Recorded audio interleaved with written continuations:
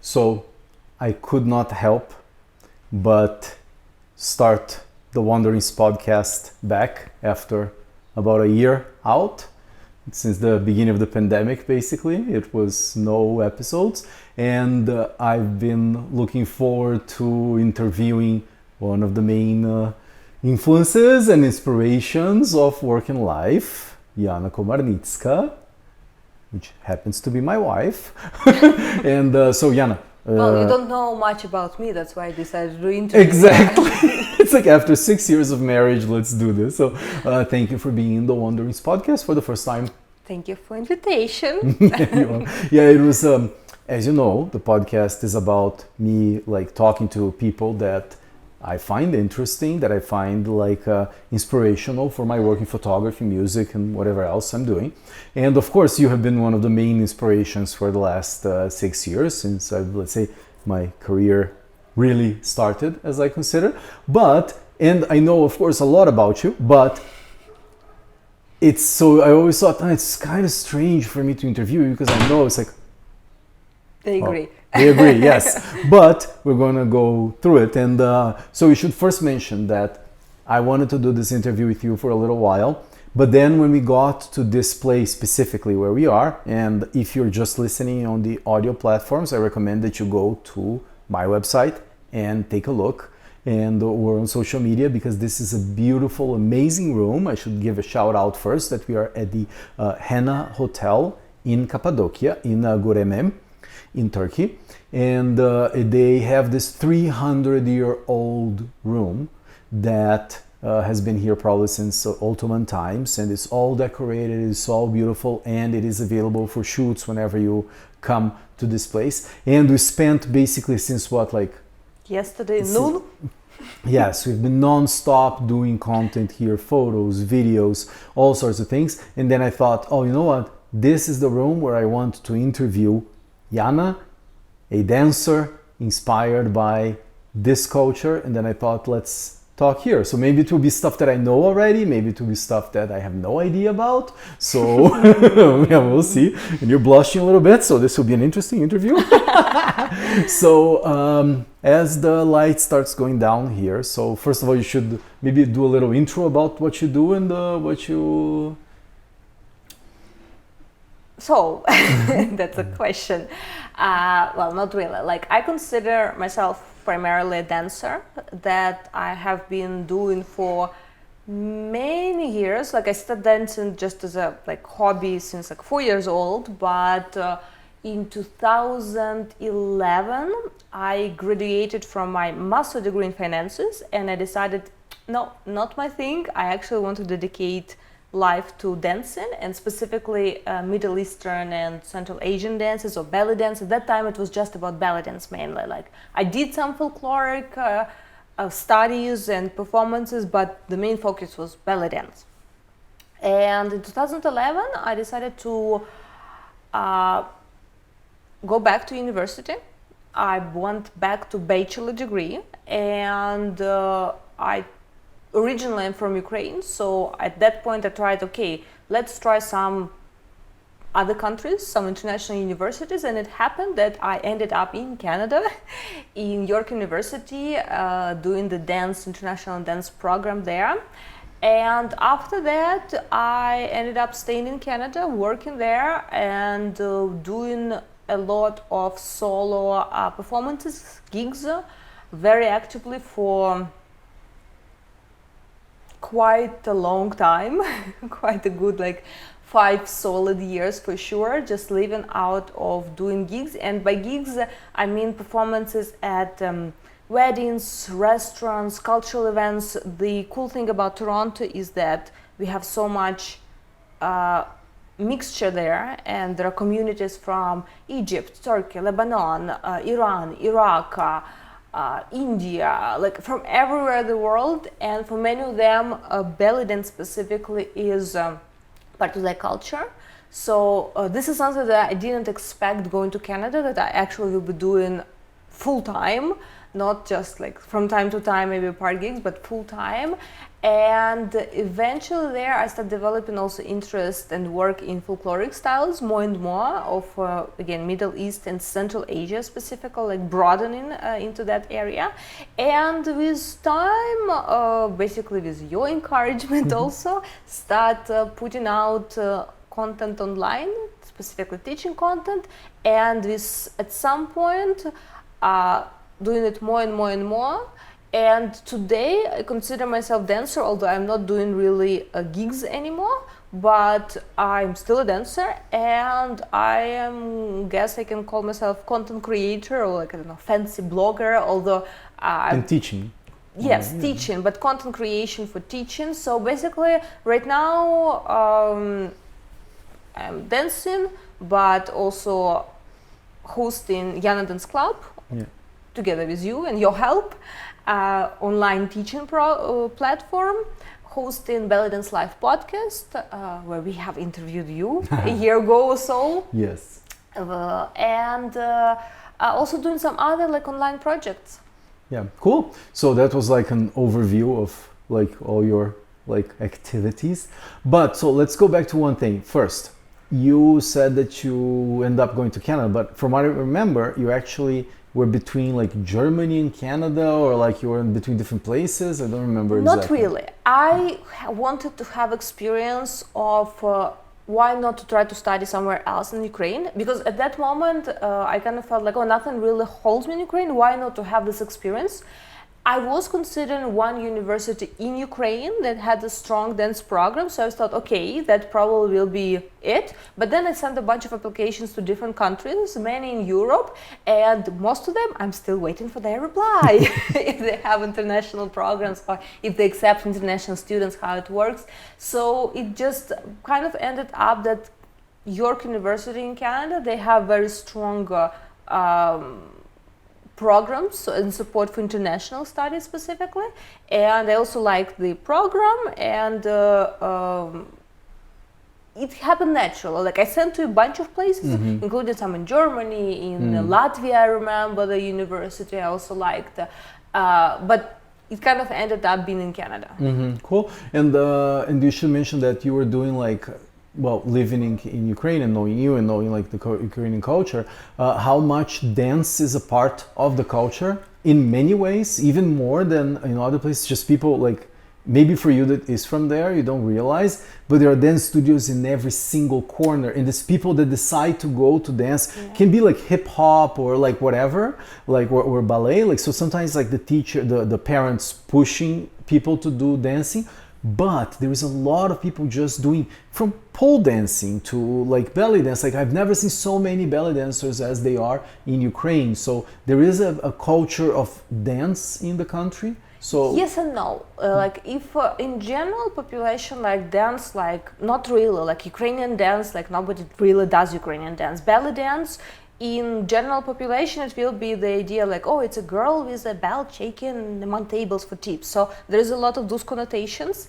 At the same time, what you are referring to, there is this culture of neediness, I don't know how to say it, of having some activities. So for kids, parents will bring them somewhere, either to music school or to dance studio. That's how I studied. My parents brought me to actually Ukrainian folk dance club. So kids will be involved in some activities, and specifically for belly dance, yes, there is a boom of belly dance studios everywhere, and it kind of comes as a separate world. That's why I say among general population, belly dance like, oh, whatever, it's not part of the culture at all.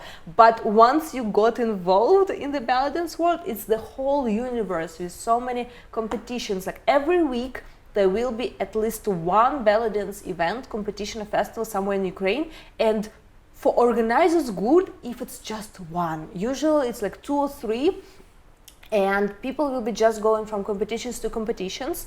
Parents will these days will approach it like, I don't know, like tennis. I think in tennis world or in ballroom, it's, I mean, for tennis, for sport families, it's the same. Like the kid is dedicated to this sport, so from one competition to another, from one training to another. In belly dance in Ukraine, it kind of goes the same way.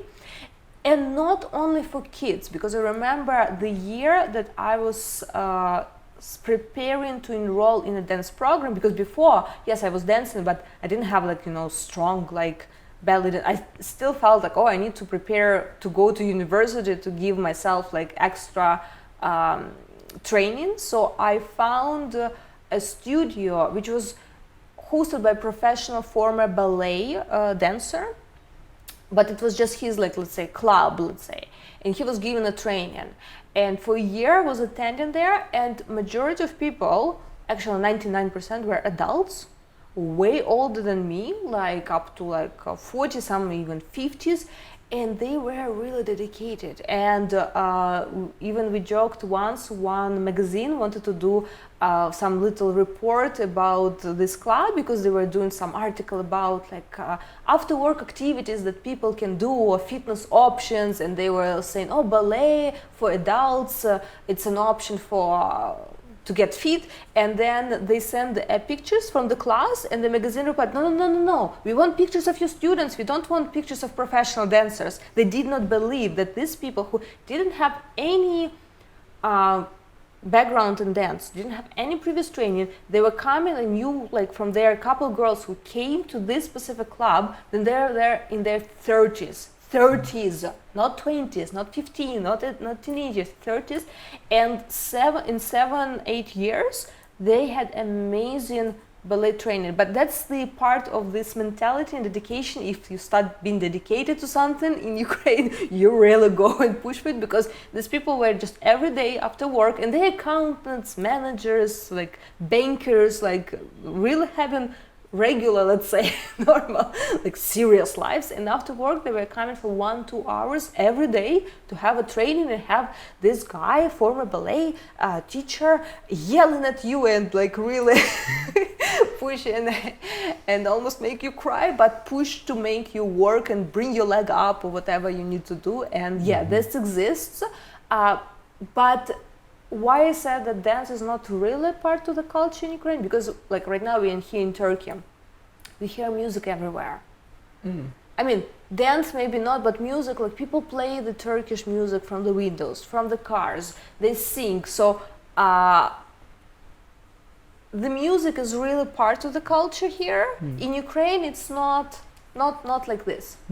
Yeah, it's I don't know, it's a very different impression I had, especially like not being of any of those cultures. Like even if you see here in Turkey, you don't really see, like, it's very difficult for us to find Turkish dances that are not for tourists. Dances, yes. So that's more of what I mean, is like the maybe like embedded in the culture, you can't really recognize this, but like comparing even to Brazil, for example, that you'll have like samba, depending on where you are in the country, there will be a big culture of dance. But even the studios we've been in Ukraine, that they have dozens of rooms, and it's like you would only find this, even in Canada, you would only find this either in schools, like for like kids, or at university. You would never find a place where you can basically go and rent a studio to dance. So it's maybe, of course, belly dance is a niche. These things in Ukraine inspired a lot by Russian ballet school. Because during the Soviet Union, I'm not sure early, I'm not that strong in history, but Russian ballet school is known worldwide for discipline, for importance, respectability, and for like this approach that this is something important. So that comes from that parents think that their kids need to have some, not to say dance, but it can be music or art, but dance also is a big consideration for parents to bring their children. They don't consider it as potentially career necessarily, although these days, and specifically if talking about belly dance, that changes a lot too, because parents saw quite a few famous belly dancers from Ukraine, and quite a few, let's say, and who touring around the world, so they consider that for kids it may be a ticket out to a good life and like seeing the world, touring all around. So now they're approaching it differently, but the spreadness of dance studios all around, it's I think, in my opinion, it comes from this like influence of Russian ballet school, and it kind of not only goes into ballet, but it spreads in other dance styles too. And what? So let's go back to the beginning, because I don't know if I know that story that well. Your first, when you decided to go into belly dance, right? So can you talk a little bit about that? That was just a very like random story, because I was studying in. I started with Ukrainian folk dances. Then in a year or two, I switched to a ballet school, and I was doing, but ballet school not like full time. It was like actual government ballet school, so you can continue as a ballet dancer later. But it was like after school, so every day after your regular school, you go to ballet school. And I was there for like 5 or 6 years. Then I got sick. I could not do any physical training for a year, and then after a year, I kind of didn't. I wanted to continue, but I physically couldn't catch up with my current class there. So it was a lot of psychological, emotional, like, oh my God, I cannot do what my friends by that time are doing. And it felt strange. And then my parents also never considered that I will continue seriously with ballet, etc. So, and switching of school. So they took a decision that, oh, maybe it's time just to stop dancing. And then... How old were you? Sorry. I was, it was... 6th or 7th grader. I was around 12 or 13 years old. Maybe, no, 12 or 13, something like that. Maybe even 11, no, I think around 12, more or less.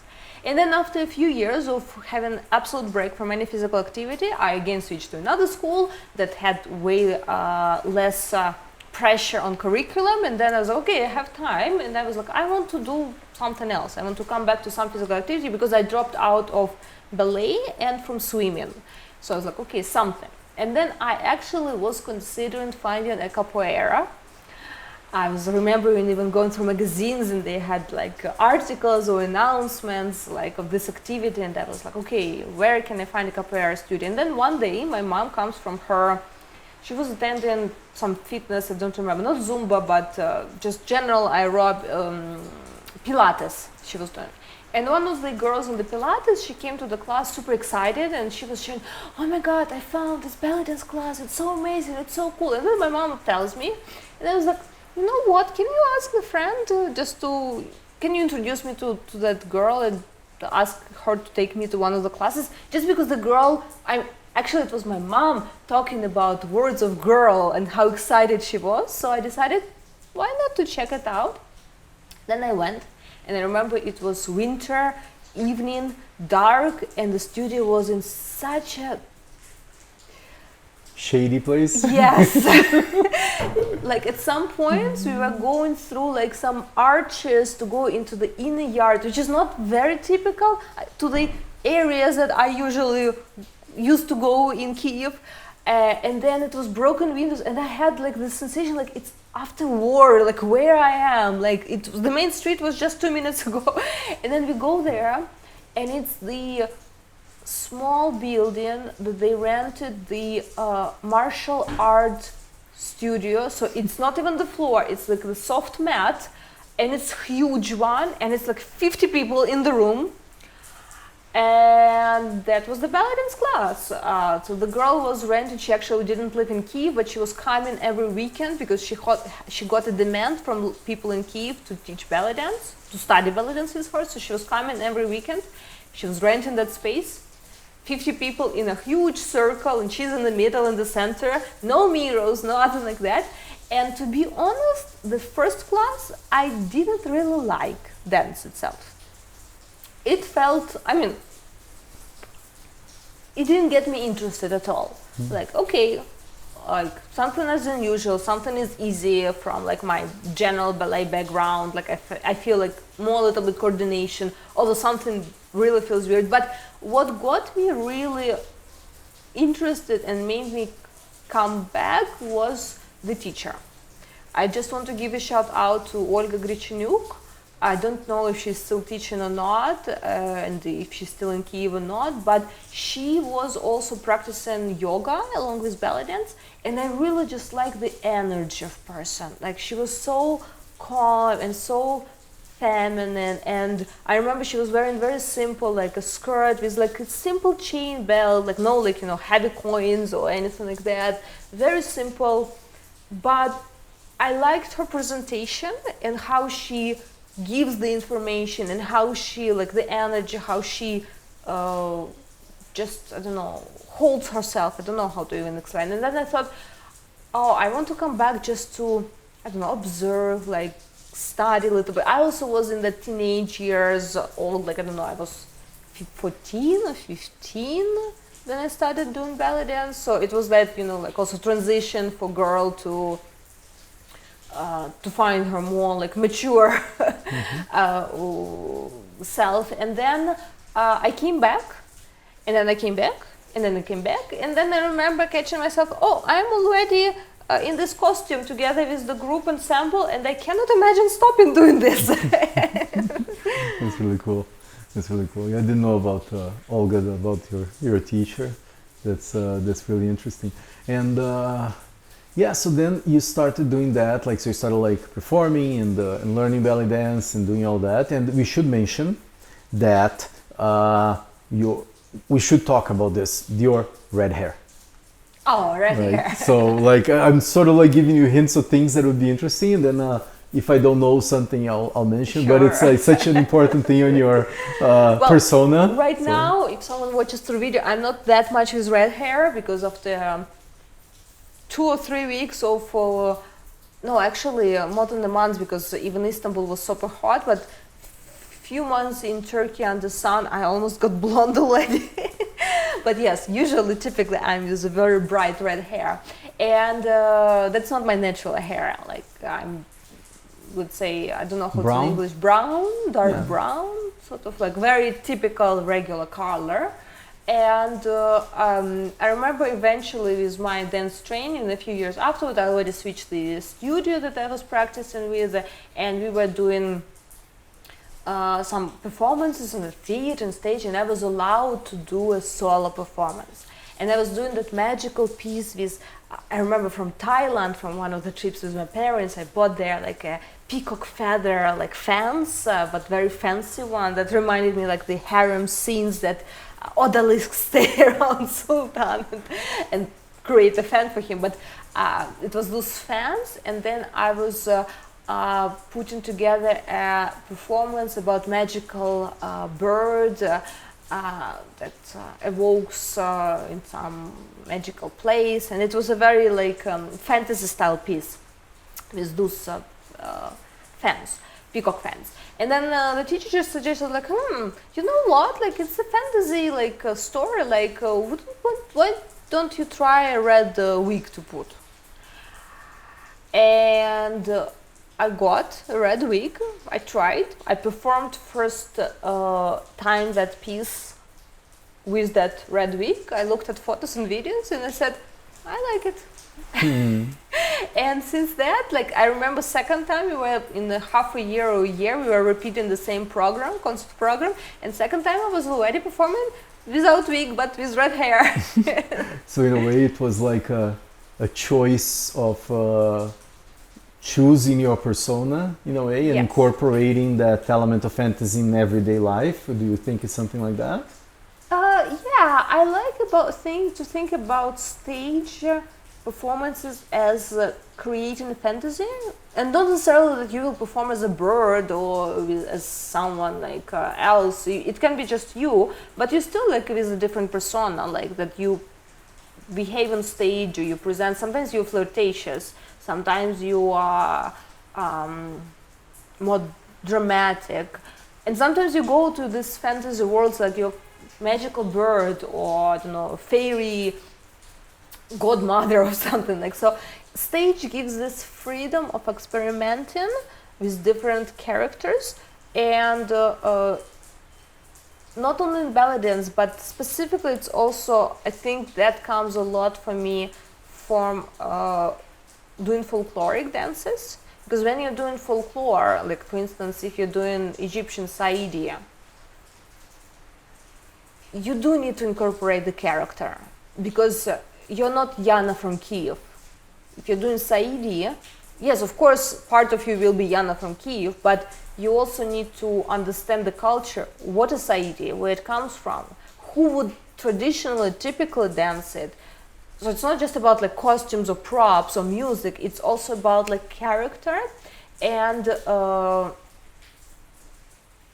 so that's an example of like, okay, I'm not a bird. I'm a girl like dancing on stage. But if I'm performing, whatever I'm performing, I'm still a character. And in this case, it's just dance.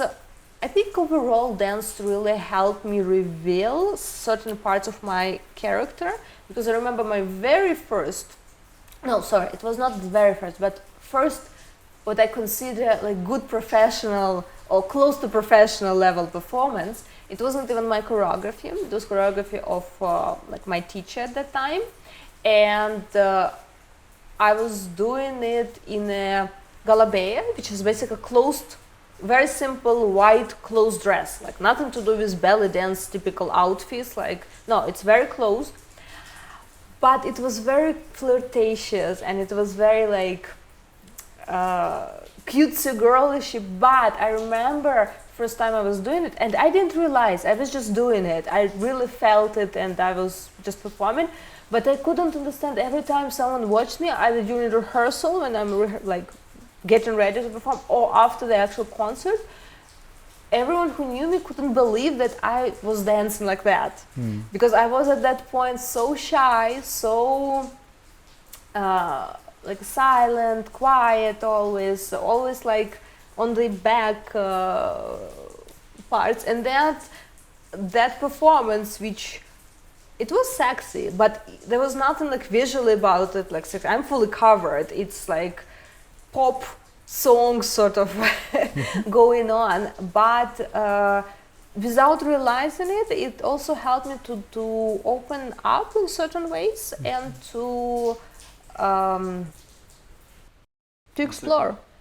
It was like very interesting, this idea that you're talking about being like covered, but able to be this flirtatious person, and basically on stage, as you're saying, like people saying, "Oh, is that you?" Like, is that transformation that certain kinds of arts bring? But I think we should mention this because I'm very familiar with it right now, and but I think for the audience, when they follow my work in photography, they will see that I photographed many belly dancers, including you, and played for them in a variety of contexts. So maybe.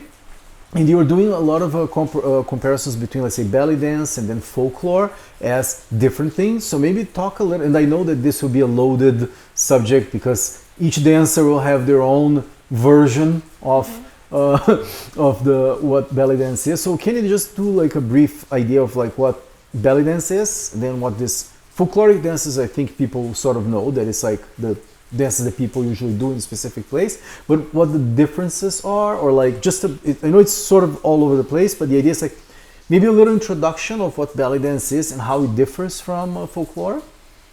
Okay, so folklore is basically traditional dances of the region. Each country will have its own folklore.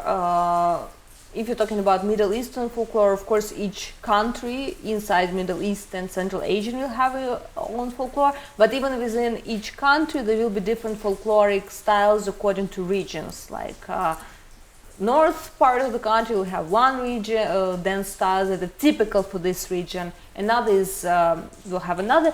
Folklore dances, they come from social dances. So it's people in the old times in villages or deserts or caves, wherever they were doing and developing. Now we of course talk about a lot of folklore on stage, which is always adaptations, but they are based on what people were actually doing. Belly dance, I mean, some people I heard they also put it as a folkloric style, the closest to, let's say, raksharki, which is Egyptian social dance. It's not really regional dance. It's more like, I don't know, like in the Western world, let's say we are grooving on a party in a nightclub, something like that. Like raksharki, it's a version of this like social dancing in Middle East. It's not specifically like region. It's a general name for like just dancing around, playing around. Belly dance sort of based on raksharki, but belly dance in the form that we are talking about it right now and seeing it right now, I feel it's more presentation dance. So if people will be dancing, regular people among themselves, let's say in Egypt, they will be doing raksharki. Also by belly dance, I should say that there are different discussions, and some countries will use name belly dance, some will say oriental dance, some will say raksharki, even if you're talking about performances.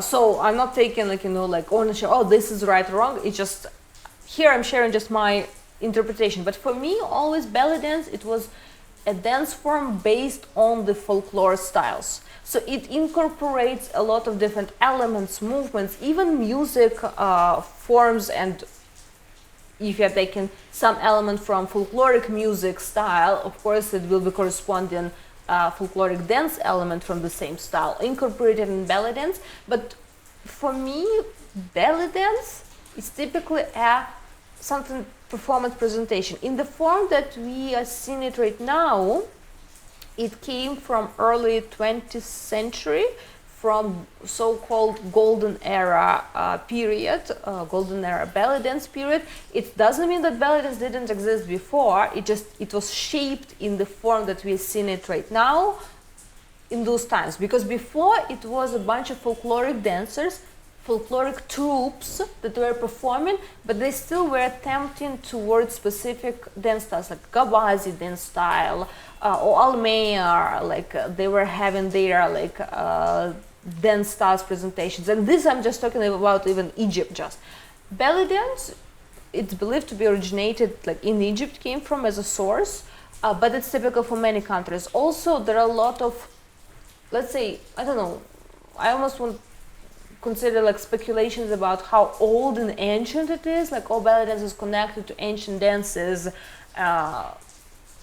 from temples or like this. So I don't know exactly about it. Of course, it is connected because it's based on folklore, and folklore was at some point connected to or influenced each other with sacred dances of temples. So of course it's all connected. Also, if you're talking about feminine dance styles, of course there will be similarities because it's about hips. Belly dance is very feminine, it's very sensual in its nature, regardless of how you present it. But by definition, the movements that are there, the idea, the dynamics of arm, hip, work. Also, in all times it was more about hips rather than about arms. But anyway, so of course there will be similarities, but was it directly originated from those dances? I don't know, and nobody really can know. Of course there will be some corresponding references, but just by the nature of this feminine movements that are natural, hip swings, they not only existed in the Middle Eastern, in India culture. It was in different form and shape. There's more stuff. But so I think overall, for general audience, it's easy to imagine what belly dance is rather than to think, oh, what are the folkloric dances of the Middle East. I encourage to dig deeper on both topics for everyone who is interested. And for folklore, there's a whole world, and there's hundreds and thousands of different styles that you can find across North Africa, Middle East, Central Asia. Well, don't think million, but thousands for sure. And for belly dance, of course, the main interpretation and image that general public can associate with, it's two things: TV series Okloni, which got so popular around the world, and Shakira, second thing. Although I also would encourage dig a little bit deeper for those who want to see actual performances, because those two things, they did, I think, great thing for popularizing, spreading the word about this dance form. But it's just a scratch, just the surface, and some elements of belly dance that were put on media. It's very different from actual real thing, what it is. Yeah, it's interesting that, of course, it's a dance that, depending on who you ask, they will have, this came from ancient. Even you interviewed some people in your podcast, yes, that talked about, they found, one researcher, I think he was talking about finding similarities to like the poses and dances even in like ancient Egypt times? Yes, like Dr. Hassan Khalil, I was interviewing him, and he was specializing in researching like old cave like carvings, analyzing these poses of folkloric dances of Egypt. So that's why I'm saying like there are different interpretations. I'm not taking ownership. Oh, this is like right. This is what impression that I got and how I interpret. Like I don't know exactly how old, and it also depends from which point of view you look at it. In the form that it is right now represented, it's not that old. But if you dig into certain elements of it, I'm pretty sure it's very ancient. Mm-hmm. Yeah, it's sort of like when you see like especially dances and songs, how sometimes because they are passed from generation to generation, that kind of and you see representation sometimes in paintings and drawings and things, and you can infer that those have been in that culture for a long time. But it also has like, so belly dance has a lot of this element of specific, I think what separates belly dance from let's say folkloric dances in general is the, let's say, focus on the, at least that's from my point of view, so you see what you think, on the femininity element of it, even if it is like a man dancing, but it's more in that feminine element of it, a feminine energy. At least that's how I would interpret, even today, how I see it, that is different. Yes and no. There are some folkloric dances that are also about feminine energy and playfulness and very flirtatious, but they're all like, let's say, covered dresses and nothing. I mean, I'm talking about folklore dance of the Middle East, so they will have some similarities with belly dance, but it's like belly dance borrowed some elements from those folklore things. Yeah. But I think another the one that I almost forgot to mention, important difference between belly dance and folklore dance is that by definition, belly dance is a solo dance. The fact that we put it as a group dances, this is artificial, that comes from dance schools. That they teach one dance to students and they want to put everyone on stage, and then we do belly dance as a group performance. Sort of like from ballet, right? Like that influence from ballet too. Yes, but that comes, if you look even in like Egypt and Turkey, whenever it's a part about folklore, there is a group. Folklore is a group performance. Once it comes to belly dance, you will not see multiple belly dancers performing at the same time, the same routine, etc. Sometimes there may be some, I don't know, fun little moment collaboration somehow, but typically it will be one dancer, belly dancer, and they may have a supporting group, very often of male dancers, like in Egypt, doing some folklore elements, or maybe female, but they will be doing some very general basic movements as a background. But belly dance as a thing, it's a solo performance. Folklore is, as a thing, it's usually social, it's group. It's not even performance, it's group dancing. And you got like, so people can have an idea of what the belly dance is and all that. And there is, of course, all the, let's say, years of discussions and studies to see what comes from where and what kind of transformation it happens. So there is always this connection between the old and the new, because the way it is done today, right, with like the costumes, especially from Ukraine and Russia, that they have, first of all, so many dancers. They have competitions of belly dance, they have like leagues, they have all sorts of things, and they have like these festivals where the people that practice belly dance in their local like schools, they go to learn from the big masters, right? So there's a whole like industry of to showcase that for the, like, let's say, to incorporate a little bit of that kind of dancing into the Western world. So how do you see, like, on your perspective, how do you see belly dance in terms of these connections between, let's say, East and West, and like as a, I don't know, spreader of culture, or of like even for empowerment of female like goals and like needs? How do you see belly dance? Basically, what I'm trying to ask in a different way is like, how do you see belly dance, the importance of belly dance in today's world? You can approach this from a, I don't know, whatever personal point of view, or like however you see it. I guess there are two aspects to this question. One is the uniqueness of belly dance style itself, because it's so close to feminine nature. So movements are natural. They are not natural whenever you try to study them and present them gracefully, let's say, in like a performance manner.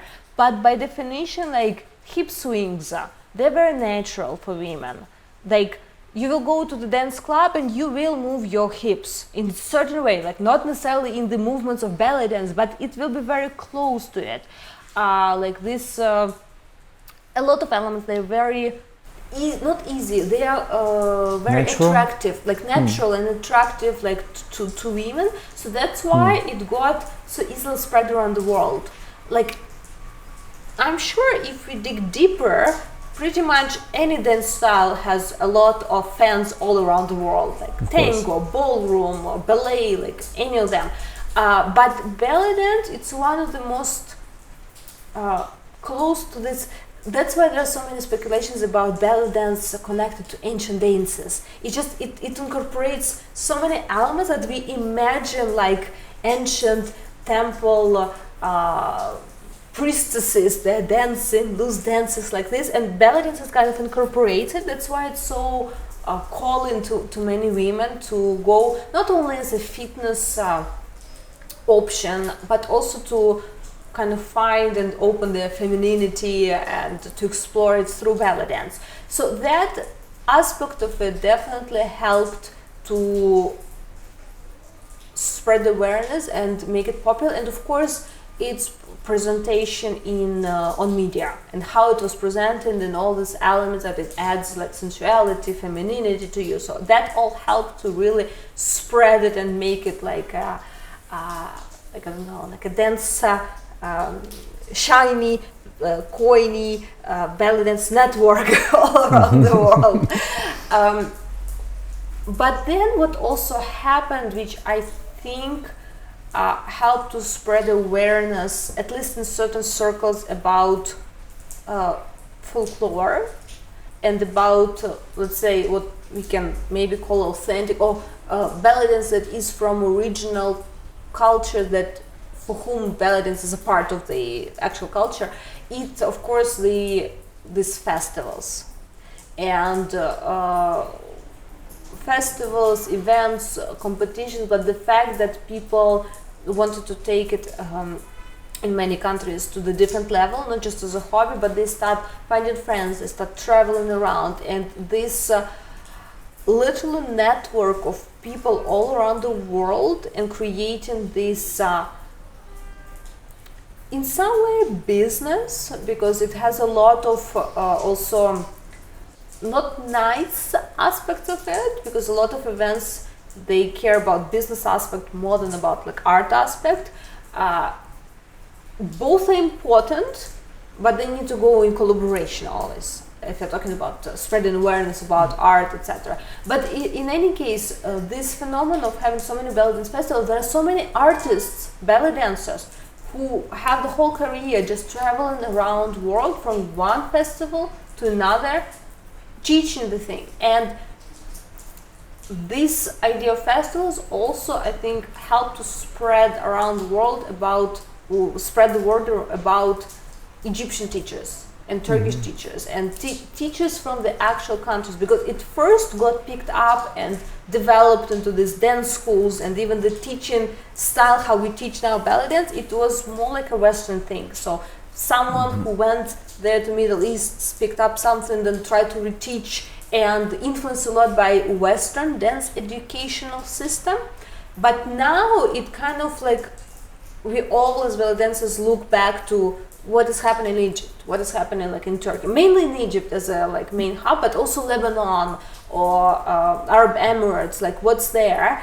And again, it's quite phenomenal that so many dancers now just live, like I know so many successful internationally known dancers who never did restaurant or wedding gigs, where originally that comes from, it's like performance entertainment for those occasions, for like old style cabarets, many family style cabarets where the whole families will go to as their like evening at the end of the week, like entertainment or weddings, then families will invite belly dancers to come to the event. But today we have so many belly dancers who never had experience of performing at those events, but they're known, they're active, they are beautiful dancers, successful, and going just from festival to festival teaching it. Yeah, and I guess that's a good point to mention, that it's this mix with let's say even the performance element of it is already of a Western like influence in a way, or at least made for Westerners sometimes. Like, of course, not necessarily, because if you have this golden era times, which you have like movies in Egypt which were made for Egyptian audiences, but at the same time there is that cabaret element of it, that it is by definition something Western. Yes and no. I would say putting belly dance on stage, yes, that comes from Western culture. But belly dance as a performance, that's not really Western, because original dancers were invited as performers to different events and celebrations. The only difference that it's not just people were sitting and watching them and clapping. There was a lot of interaction part. So there was part that it was just them dancing and showing their skills and I don't know, representing music with their musicians, but also in all times there's way more interactive part between audience and dancer. So this separation between who is on stage and who is in the audience was less strict. I mean, at some points it was just all mixed. That's what we see even today is at weddings, Egyptian weddings. Yeah. There is a performance part, and then there will be most likely 99% interactive part, and people like this collaboration. But at the same time, belly dance as a performance, I would not say it's completely Western thing. Belly dance as a performance on stage, just as a performance, clapping at the end and then leaving and changing to another costume, Influenced by even it, that I'm not exactly like can say that it's exactly like Western thing. But one influence that definitely came from West in the golden era times, it's basically 1920s. Around that time there was famous cabaret of Badia Masabni, very important figure in switching belly dance, like directional influence, because she got a lot of dancers to train. She got them ballet influence too. Veil was introduced. It was not typical really for belly dancers those times, but it was introduced as an intro, and usually they were just walking with it and dropping and then keep performing. And now we imagine belly dance with veil all around, the whole dance is like with these fabrics around. It's not actually really typical for traditional belly dance how it used to be even a century ago, just like that. Yeah, and just one thing that I think it's important for us to mention, like just to like when I mean like influence from the West or something, I'm not saying that this came from this place or that place. I'm not trying to label places. I'm just like the influence today. It is a worldwide phenomena, and then it will like, of course, like breed it, like it will intermix ideas from different places. Well, today we not only it's a worldwide phenomenon, but today we're also talking about Russian style ballet dance, Argentinian style ballet dance, Brazilian, like not only about traditional, like Egyptian style ballet dance, Turkish, Lebanese, like I don't know, etc. But we are talking about countries that it's not part of their culture, ballet dance. But today, because of these festival communities and popularity, and of course people, when they learn it as something new to them, that is not part of their culture, of course they will somehow bring their own mentality and culture in it. That's why we talk not only about like styles of specific dancers, but also country-wise styles, because people in their own country, they have certain mentality, they have certain lifestyle, and that influence how they will, let's say, mix it with ballet dance, or what kind of personality they will bring into ballet dance. Even the kinds of even costumes, like when people go on your social media and take a look and then see other kinds, like how there are some people that use very, let's say, intricate, super like glamorous, as if you're like wearing a jewelry, like and others that super intricate, like detailed work that is, I assume, something very new, and in the sense it's not hundreds of years old. it's like 50 at most.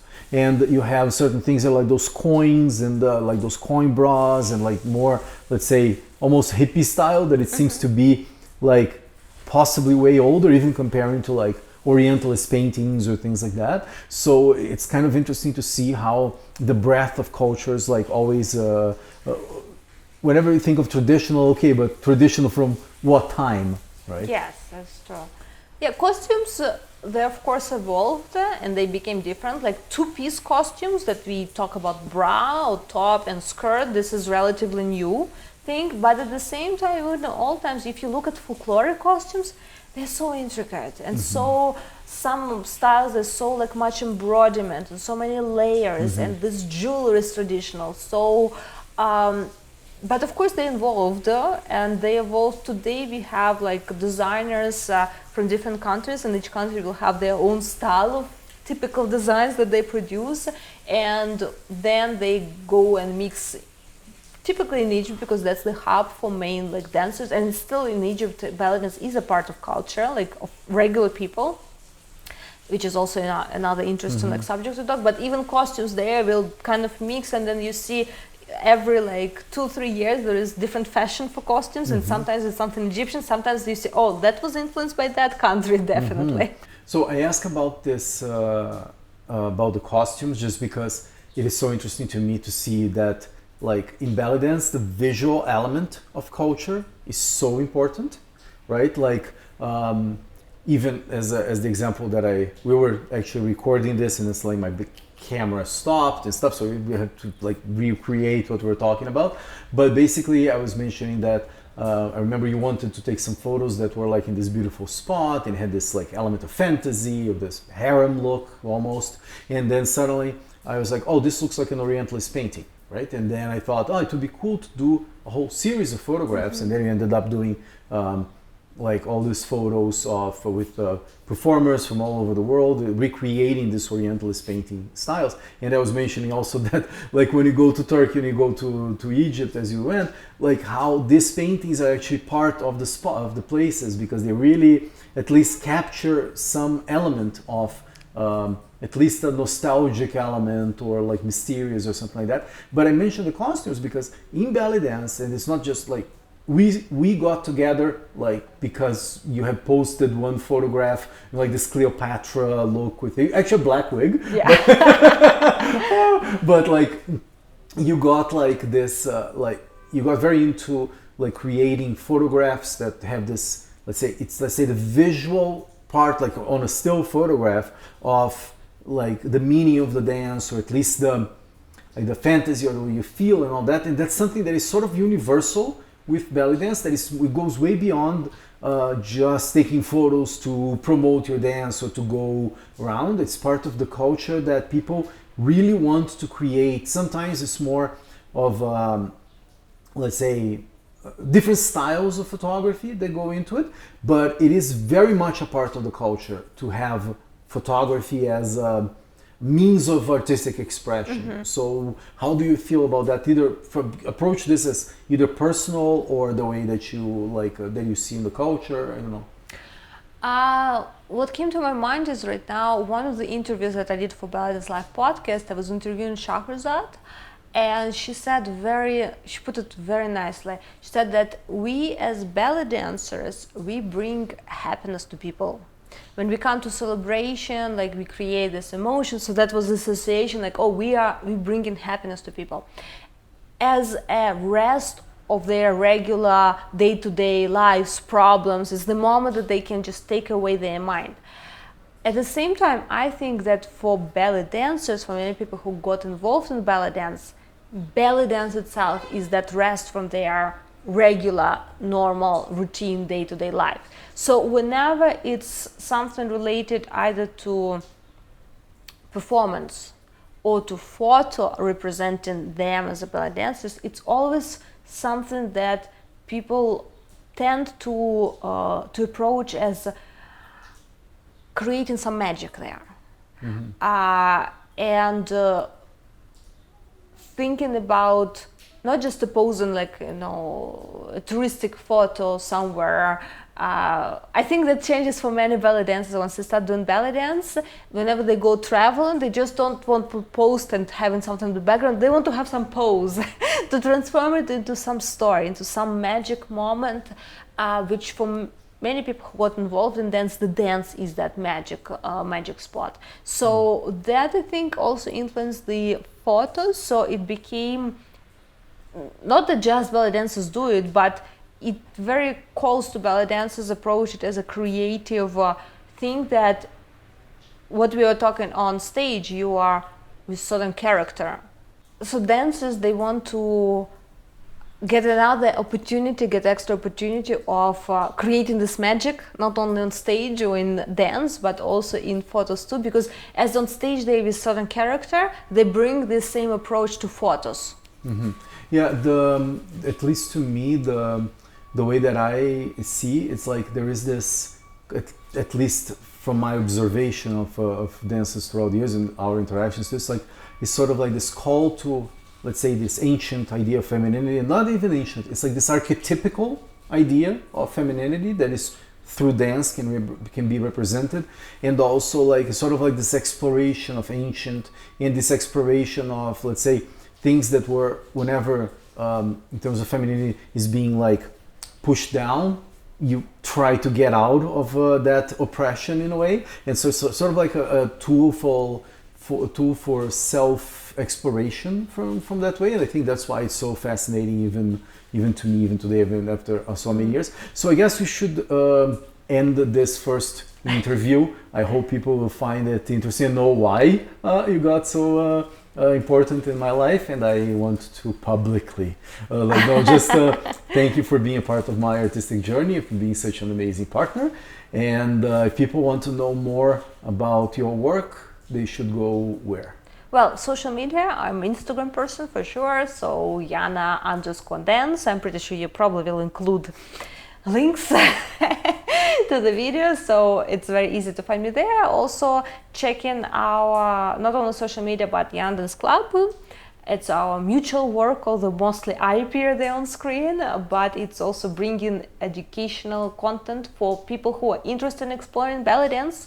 So probably some of listeners may get interested now at this point, so that's the place to check out. And thank you for inviting me for interview. I'm happy to be part of your Wanderings podcast. Okay, thank you. Thank you, dear.